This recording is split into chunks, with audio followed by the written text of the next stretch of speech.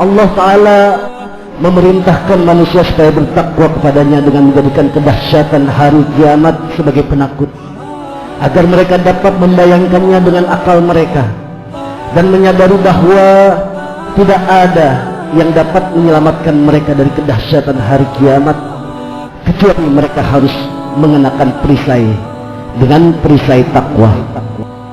Dari Ibnu Abbas radhiyallahu anhu, dari Nabi sallallahu alaihi wasallam bersabda, setelah Allah menciptakan langit dan bumi, maka Dia menciptakan pula sangkakala. Sangkakala itu mempunyai 11 lubang dan diberikan Allah kepada Israfil alaihi salam, sedang dia meletakkan di mulutnya, matanya menatap tajam ke arsy, menunggu kapan dia perintah untuk meniupnya. Abu Hurairah bertanya, apakah sangkakala itu ya Rasulullah? Rasulullah menjawab, sangkakala itu sebuah tanduk besar dan terbuat dari cahaya.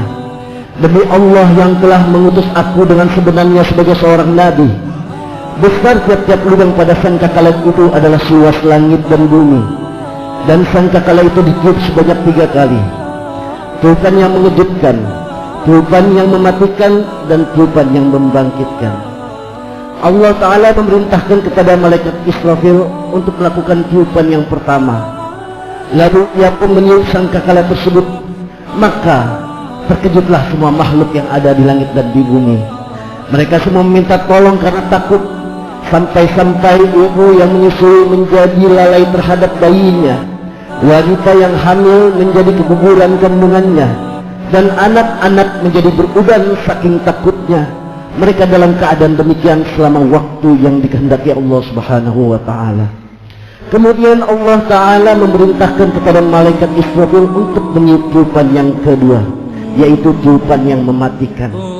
Lalu Israfil pun meniup, maka matilah semua makhluk yang ada di langit dan di bumi, sesuai dengan firman-Nya Allah Subhanahu wa Ta'ala, wa nufiha fis suri faswa'iqa man fis samawati wa man fil ard illa man syaa Allah.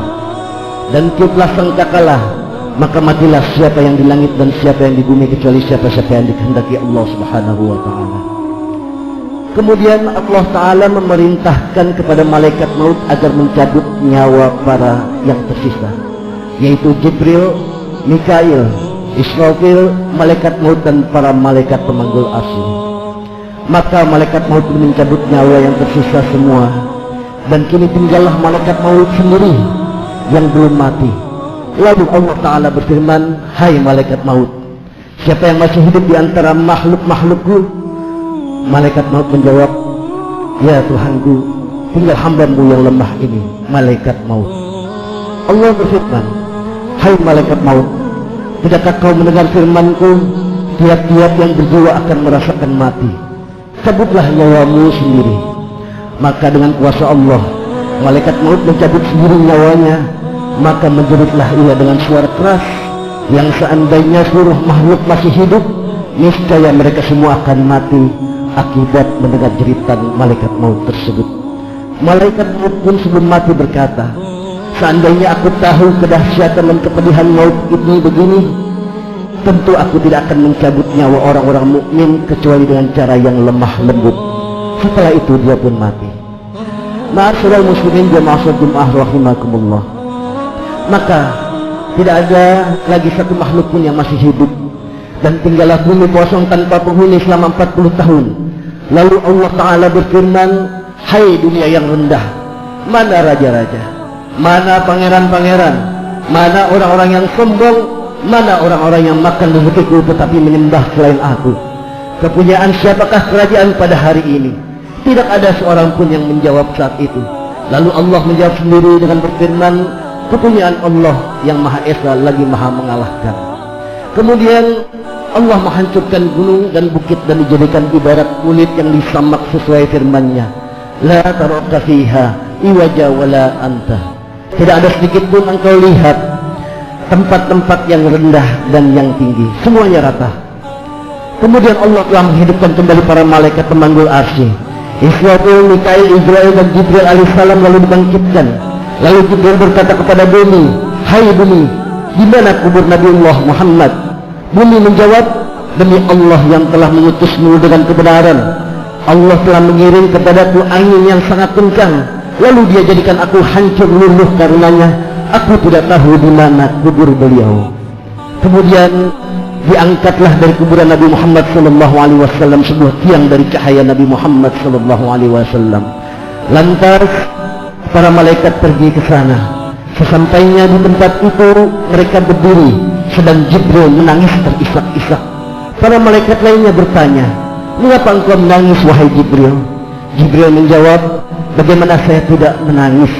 Sebab nanti Nabiullah Muhammad akan bangkit lalu menanyaiku tentang umatnya, sedang aku tidak tahu di mana umatnya." Ma'asyiral muslimin jama'atul jemaah rahimakumullah.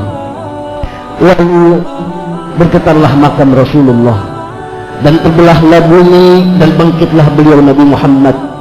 Beliau menepuskan debu dari kepalanya, lalu melihat ke kanan dan ke kiri, namun beliau tidak melihat adanya keramaian sedikit pun. Beliau hanya melihat Jibril, Mikail, Israfil dan Israel. Maka beliau bertanya, "Hai Jibril, hari apakah ini?" Jibril menjawab, "Inilah hari duka cita dan penyesalan, dan inilah hari kiamat dan hari engkau memberi syafaat." "Hai Jibril," kata Nabi, "di mana umatku?" Jibril menjawab, "Demi Allah yang mengutusmu benar-benar sebagai seorang nabi, bumi tidak akan terbelah untuk seorang pun sebelummu wahai Muhammad." Kata Nabi, "Di mana sahabat-sahabatku? Abu Bakar, Umar, Utsman dan Ali." Maka orang-orang yang ditajakan itu bangkit atas izin Allah Subhanahu wa taala, dan mereka berdiri di sisi Nabi sallallahu alaihi wasallam.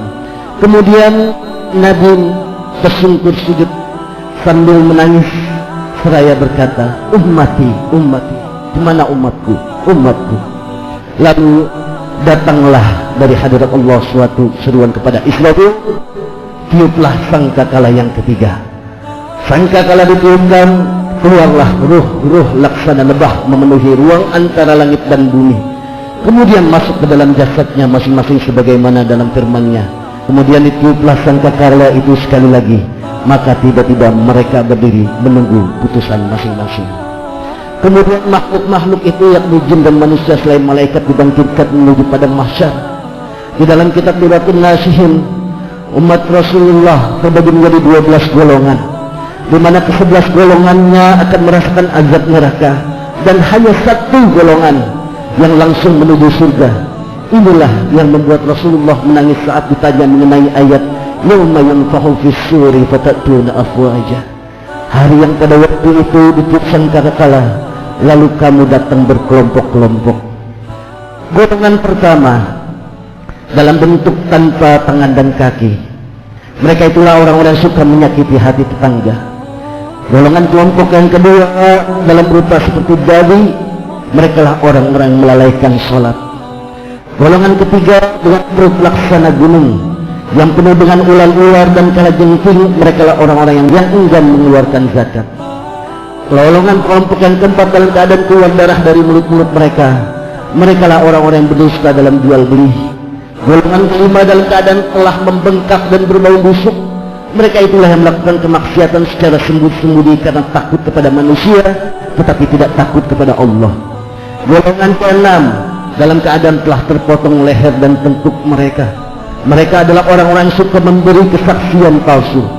Golongan ketujuh dalam keadaan tidak mempunyai lidah. Mulut mereka mengalir darah dan nanah. Mereka orang-orang yang tidak sudi memberi kesaksian. Golongan ke-8 dalam keadaan menundukkan kepala sedang kaki mereka terangkat ke atas. Mereka adalah orang-orang yang dahulu pernah melacur tanpa sempat bertobat. Golongan ke-9 dalam keadaan berwajah hitam legam, perut penuh api. Mereka lah orang-orang yang dahulu makan harta-harta anak yatim. Golongan ke-10 dalam keadaan penuh kusta dan sofak. Mereka lah yang durhaka kepada kedua orang tuanya. Golongan yang ke-11 dalam keadaan buta hati dan mata. Gigi-gigi bertaring dan bibir menjulur sampai ke dada, lidah menjulur sampai ke paha. Mereka itulah orang-orang yang suka minuman keras dan mabuk-mabukan. Dan golongan yang ke-12, mereka lah orang-orang yang dalam keadaan berwajah rembulan di malam purnama. Mereka meniti di atas surat laksana kilat yang menyambar. Mereka lah orang-orang yang telah melakukan amal-amal saleh dan kebajikan-kebajikan. serta menghindari kemaksiatan-kemaksiatan dan memelihara salat 5 waktu, mati dalam keadaan bertobat, dan pahala mereka adalah surga, ampunan, rahmat dan keridhaan Allah Subhanahu wa taala. Semoga Allah Subhanahu wa taala menjadikan kita semua termasuk ke dalam golongan ini. Amin ya rabbal alamin.